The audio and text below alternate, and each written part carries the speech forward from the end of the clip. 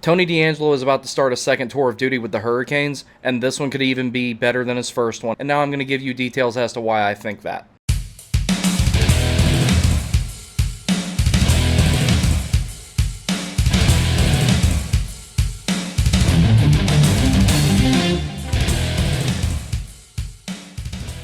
So the first time Tony DeAngelo was a Hurricane, he had Jacob Slavin to cover him. And it's absolutely no secret that Tony has his issues defensively, and I think no one knows it better than him. What we are going to talk about are his strengths and some of his other small issues that he can correct to be an even bigger asset to the Hurricanes this time around, even though he will probably be in a reduced role. He will probably be playing third pair minutes. He will see a lot of power play time. He probably won't see nearly as much time 5-on-5 as he did, and he will have absolutely zero penalty killing time, barring the necessity by way of injury or other penalty killing defensemen being in the box. So let's talk about the things that Tony DeAngelo does well. And there's actually a much longer list of them than I think people give him credit for.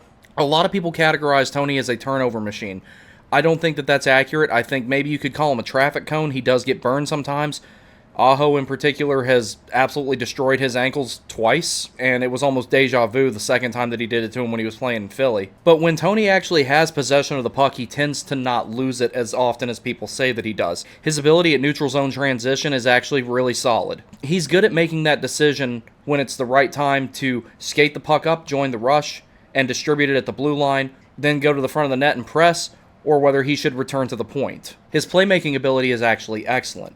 His ability to make stretch passes, his ability to create offense 5-on-5 stemmed primarily from his ability to distribute the puck from as far as his own end, in the neutral zone, or at the point in the offensive zone. Now, Tony DeAngelo's second most valuable asset 5-on-5, and this will be touched on again in a moment when I talk about him as a power play quarterback, is his shooting ability. He has a good combination of using a wrist shot, a slap shot, and a snapshot. But what I think his biggest asset is, as far as shooting goes, is his silent wrister. The ability to shoot the silent wrister through traffic is not necessarily valuable because he scores with it, but because he can generate rebounds with it.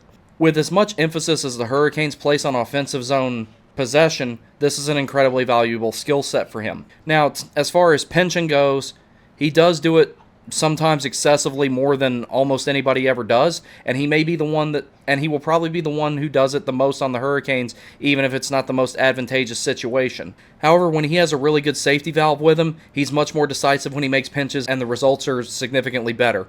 Although Tony does get burned at times, he's definitely not lazy about hustling on the back check to try and correct his mistake. In the modern NHL, one of your defensemen essentially has to act as a fourth forward. It's the only way you're going to generate enough offense in transition, and the Hurricanes, if they have one big deficiency remaining, it's their ability to score. Tony's going to help out with that by way of goal scoring and playmaking. When it comes to being a power play quarterback, Tony DeAngelo is by far one of the best ones in the league. It is most certainly his biggest asset that he brings to the Hurricanes. And even if he doesn't have a point to show for it on a particular power play, a lot of times his ability to walk the blue line and his vision and his ability to distribute the puck opens up opportunities for others. And as mentioned with his shooting ability, his ability to get shots through traffic is his biggest asset as a power play quarterback, along with his ability to just thread the needle on these amazing seam passes. All of the things I just mentioned, his speed comes into play, and Tony's a very fast skater. And he's got a lot of physicality to his game. He's very scrappy. Sometimes it gets him into trouble. That's going to segue us into talking about the things that he can do a little bit differently, and he can be a bigger asset to the Hurricanes than he was last time, and mitigate what of a liability he could be at times. So for example here, in the video I made about Sebastian Aho, a modern Rod Brind'Amour, if you haven't seen that one yet, go check it out. It's quickly becoming my most popular video. There's one part near the end of it where Aho talks about the tutelage he received from Brind'Amour, and I quote something in an article where he said that Brind'Amour never coached him too much on offense, he coached him on the defensive side of the game. With Tony, I feel like it's kind of the same thing. I don't think there's much else for him to learn in the skating fundamental department. I don't think there's much for him to learn in the aspects of being a puck mover. I don't think there's much more for him to learn in the aspects of being a power play quarterback. So when he gets to training camp, if he can get with Tim Gleason, Jacob Slavin, Jalen Chatfield, Brett Pesce, and even Bernsey, and they can work with him on his gap control. Biggest improvement Tony needs to make is his gap control. This is one thing where I think him and Chatfield can really bounce some ideas off each other and help each other improve. Tony DeAngelo could develop the defensive acumen close to what Jalen Chatfield has, and Jalen Chatfield develop the puck moving and shooting skills that Tony DeAngelo has, they're going to make each other better players right off the hop. I can see some similarities in their game with how they're both physical, how they both have excellent skating ability. They both pivot and crossover and everything like that really well. And I think the other fundamental things that they need to learn on both sides of the puck, they can learn from each other. By extension, him improving his defensive game will make him an emergency penalty killing asset in the event that he is needed to do it. It's not something that I think we'll see him doing as much as we did last time, which is a good thing because we literally have 5 options ahead of him. Actually, 6. We have 6 options ahead of Tony DeAngelo for penalty killing on the blue line. That doesn't need to be anything that he's doing. Now, barring an unexpected lineup change, an injury, or a trade or something like that, it is more than likely that Tony will not be paired with Jacob Slavin this time.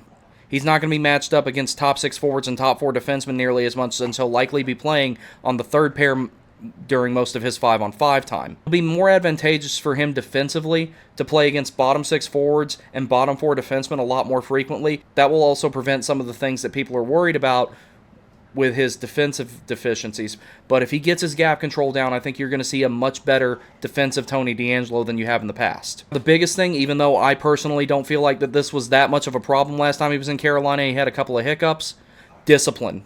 Don't take stupid penalties. Don't spear Corey Perry in the net. Don't embellish. And above all, pick the right times to fight. All in all, in my opinion, and I know that I'm going to have people arguing with me on this, all in all, Tony DeAngelo brings a lot more good than bad to the table. Tony DeAngelo is much more of an asset than he is a liability. And I think that if he can stay out of the penalty box and get his gap control going, he will be recognized for how good of a player he actually is, and he will be of great use to the Hurricanes as they attempt to get a Stanley Cup. He's had his on and off ice issues and everything like that. One thing that I think is important to note, and Tony is the epitome of this, it is better to have somebody with the amount of competitive fire that he has than to have someone who doesn't have that.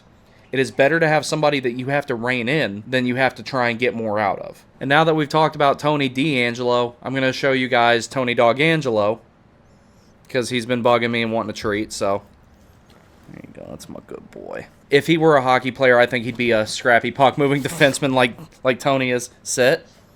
Good boy. But yes, me and my dog are both really big Tony DeAngelo fans. He's one of my favorite players, and I think that he's going to have a really good season. He's a specific player. He fits a specific type of role. After this season, he could potentially be maybe a guy you sign for 3 or 4 seasons, but he is a niche player that needs to be in a niche role and honestly kind of in a niche market, and I think the one place where he might actually truly find a long-term home is in Carolina. Next up in this series will be one of my personal favorite players, Jesperi Kotkaniemi. Y'all take care, and I will see you next time.